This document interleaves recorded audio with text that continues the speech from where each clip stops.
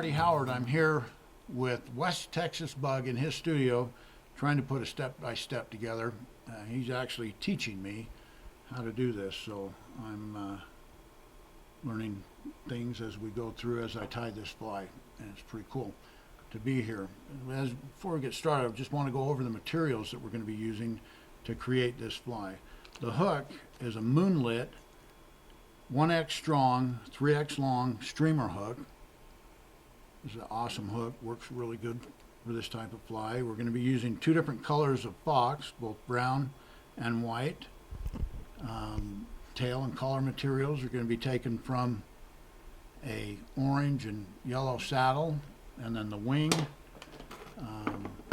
going to be taken from a Cree type neck and a dyed orange grizzly.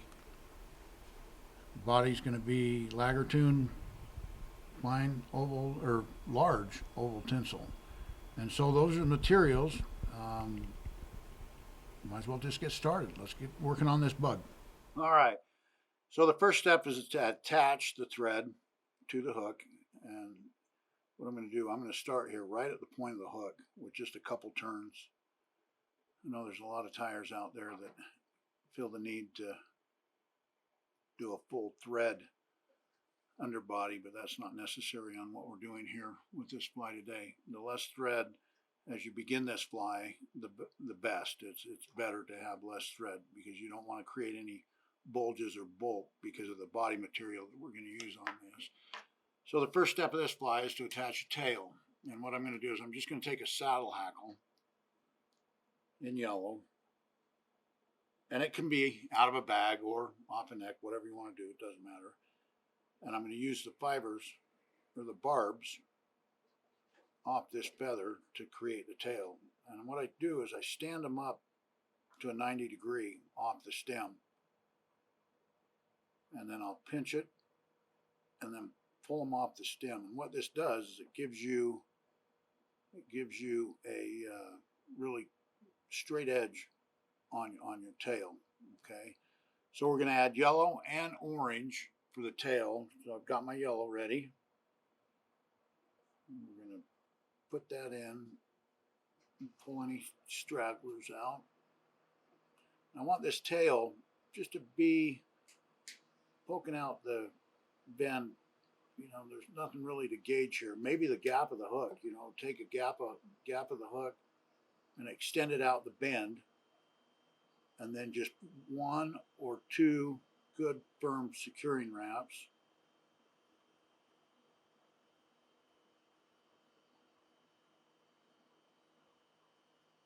Keep that on top. And then we'll do the same thing with orange. Pull some barbs off the stem of the orange hackle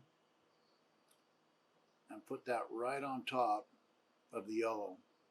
If you make a loose wrap and then twice and then pull straight down, those barbs won't spin around the hook and they'll stay right on top of each other. And I'm just going to move them into position, and then some firm securing wraps going towards the bend. Now I'm not going to clip my excess tail material here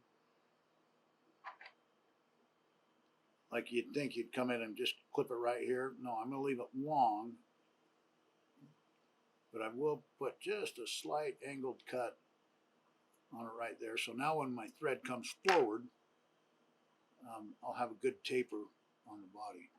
The body material is just tinsel, lagartune, large oval tinsel, and I'm going to take a kind of a good length of it because we're going to use this for the entire body.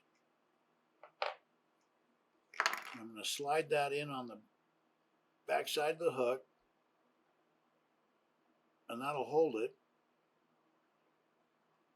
for the first securing wrap.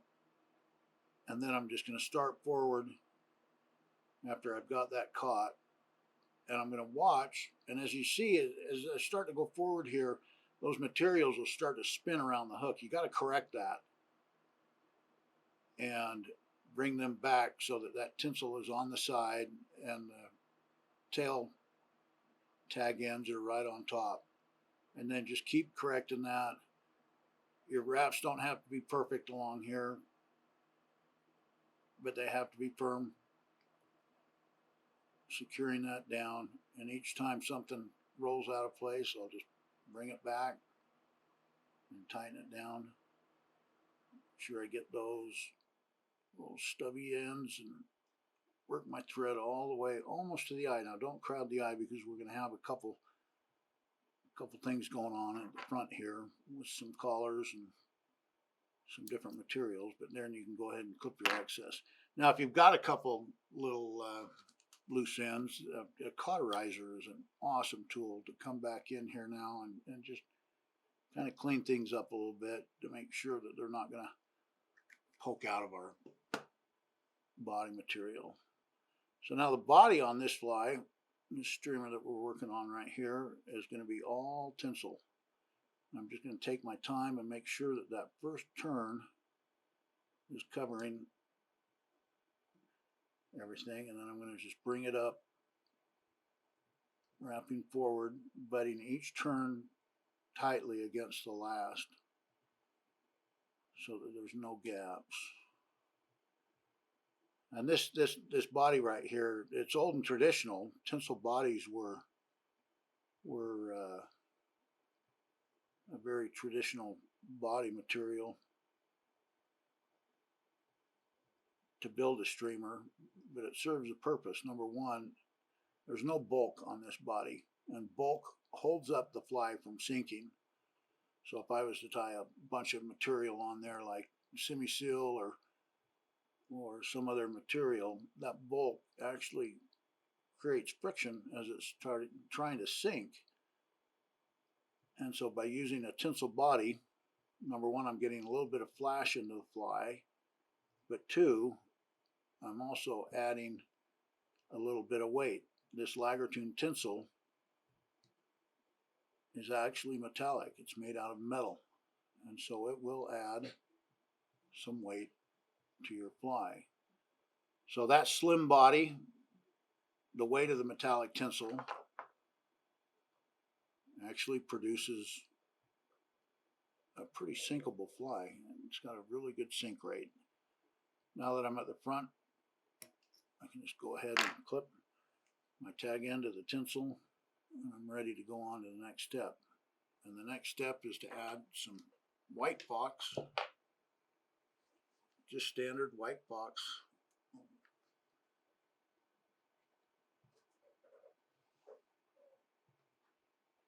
I just got a peek of the fly. That macro lens is picking up every mistake. Oh, okay, that looks better.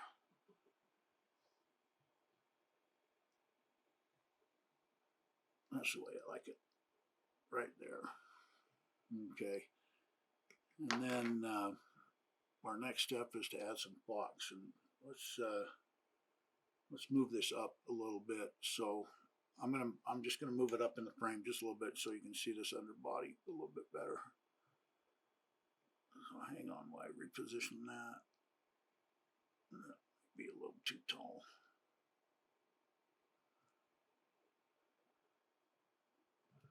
There we go.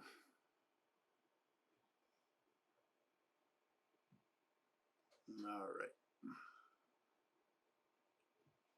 So this fox, number one, is going to add a little bit of movement, but it's going to start adding a little bit of bulk to the fly, and that's my goal here. In fact, all the time when I'm tying streamers, what I'm trying to do is to use materials that add mass without adding a lot of bulk and weight to the fly.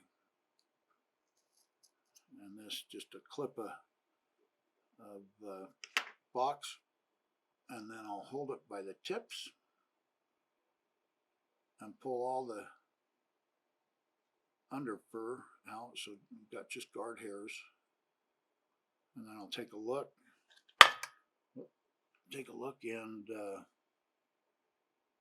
pull the long ones out so they're all pretty much the same length. And I just want just a few, not a lot, just a few, to come underneath to form an underbelly. Attached. keep the tag ends under. It doesn't take a lot. You don't want to overload it with the box. And that is just exactly what I'm looking for. Now I'm going to wait to clip the tag ends of the box. The next thing I'm going to do is I'm going to add a hackle and collar the front of this with a hackle. So I've stripped the fluff and the barbs that are unusable off the stem, and then I just take and I measure the height and make sure that it's going to be the right size collar, and I pull everything back to the point where I have the tip going forward, and then I just cut just a small wedge out of the tip, and then that wedge is what I'm going to connect to the hook. So I'm right in on top of that ledge. And okay, so I still haven't clipped any tag ends. And what I did there, by attaching this, I actually put more wraps over the tag ends of the box, which secures it a little bit more. And then we'll go ahead and wrap this collar.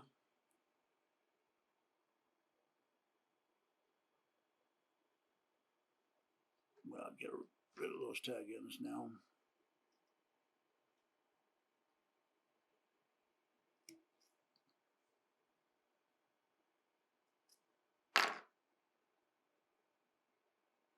I'll wrap this hackle as a collar by folding it and just going around the hook, making sure that all the barbs are pointing to the rear.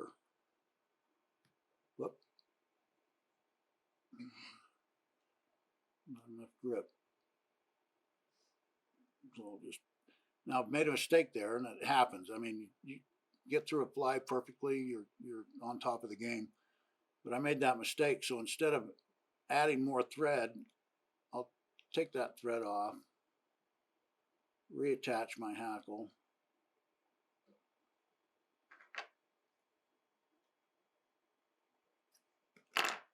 and then go into my hackling. And I'm putting that, I'm putting quite a bit of pressure on that tie-in point. That's why it pulled out, because I want this really tight and compact. Each turn of that hackle needs to be just tightly butted up to the last. And there I've got my yellow hackle on. And I'll do the same thing with an orange hackle. I've stripped the unusable barbs and the fluff off the stem, decide how much hackle I want to wrap, and then I'll clip a wedge into the tip. And by doing this, you end up wrapping nothing but stem down when you get finished. At first, when I first started tying, I'd put a hackle in, I'd just wrap it up, and then I'd just crank down on it, and there'd be hackle going all over the place. And learned over the years that you can do a couple moves to improve the fly's look and durability. By wrapping down just stem, this fly is more durable.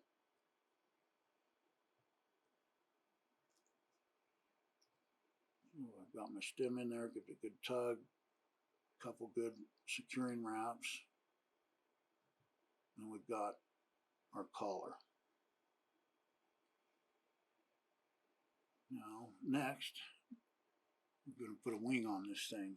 And the wing for this is going to be a feather wing. And what I've done is I've used two different grizzly hackles, and I've just gone in and folded the shape and length of feather that I want to be tying with. Grizzly, you can almost call this I don't even know what you're going to call that. It's supposed to be a Cree, but it's not a Cree. But it looks good on the fly, so that's why I use it. So I take 4 feathers, 2 off the orange and 2 off the brown, and I mate the feathers back to back. The 2 grizzly orange first, and then mate the Cree kind of whatever it is feather enveloping the orange, and then I put it in I strip all the stem off, or the barbs and the unusable off the stem so it's clean, and then I gauge this to length, and what I want this feather to be is just right at the tips of the tail. So obviously it's a little bit long. So what I'll do is I'll transfer it to my left hand, right at where I want to tie it in, let go of my grip, and then I'll take my bodkin and I'll pull those barbs up that I need to get rid of and just pull them off.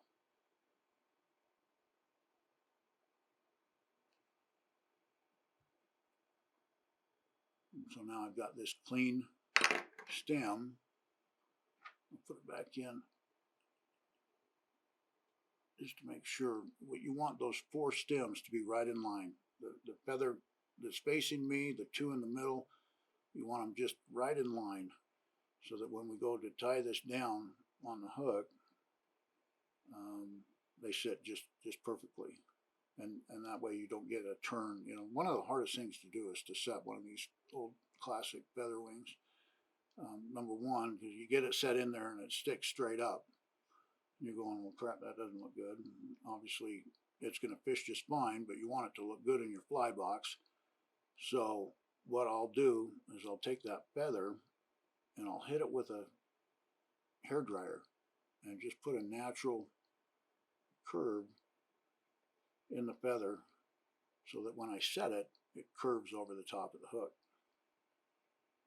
So I'm pretty happy with where we've got now the tie-in point.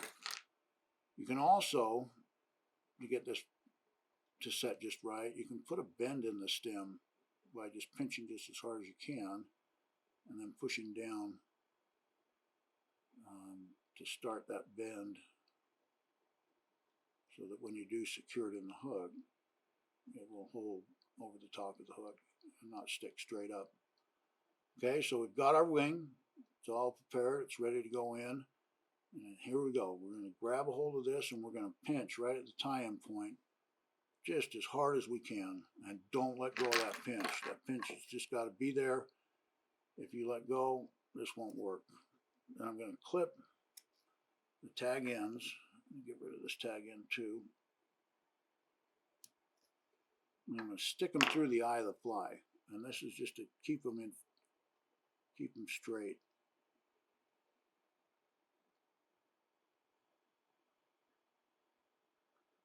Okay, and I'm from right at the tie-in point. So now I'm pinching not only the feather wing, but now I've got a hold of the hook as well. So I'm pinching just as hard as I can. Well, don't kill yourself, but pinch firmly. And then take a couple loose wraps and you'll see those stems lay down just perfectly flat on the hook. Pull them forward just a little bit. And then some firm securing wraps. Now we can relax a little bit, and that wing should be right over the top of the hook and set just where I want it. And that looks pretty good. Then we go with a little bit more fox, add some movement, add a little bit more bulk with not a whole lot of material. We take just a brown colored fox now, and about the same as the white, not a whole lot, just to add a little bit over the top of this wing. And so I'm going to pinch these long ones out, and then I'm going to pinch all the guard hairs out. So all we have left is guard hairs. And then I'm going to measure that over the top, down here, and I'm going to clip a straight line, and then I'm going to tie in just that, so I don't have to clip any tag ends of the fox. I'm going to tie in just those nubs, and that's going to go over the top.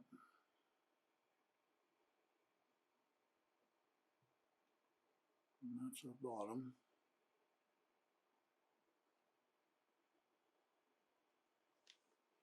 And I like that.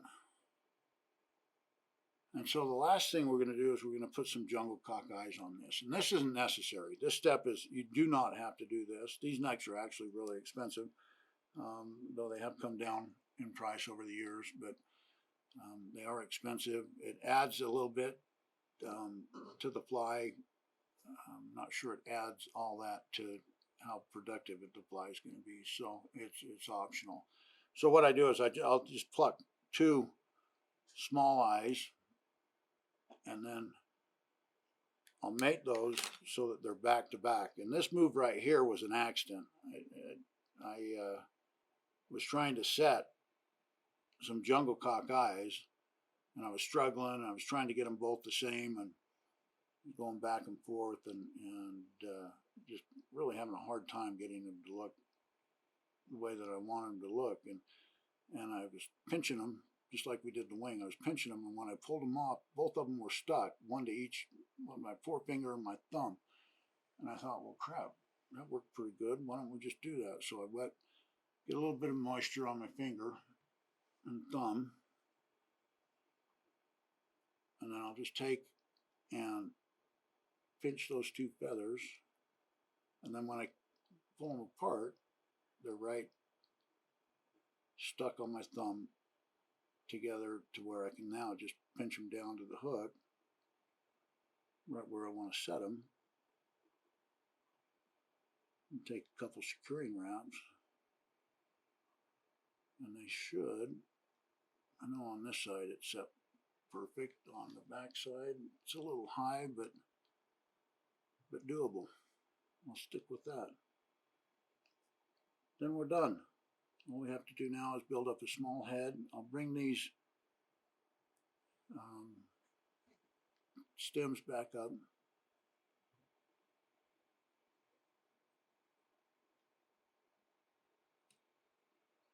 Get rid of those.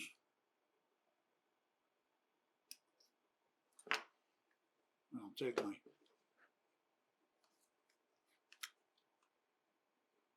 cauterizer and just carefully clean up top and bottom without hitting any thread.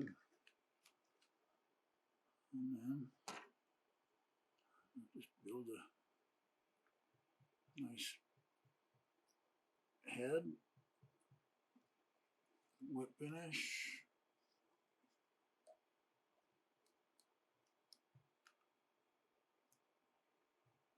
We're going to coat that head so one whip's good enough.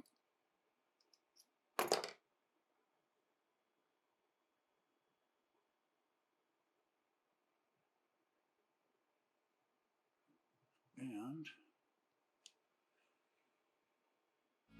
that's our fly.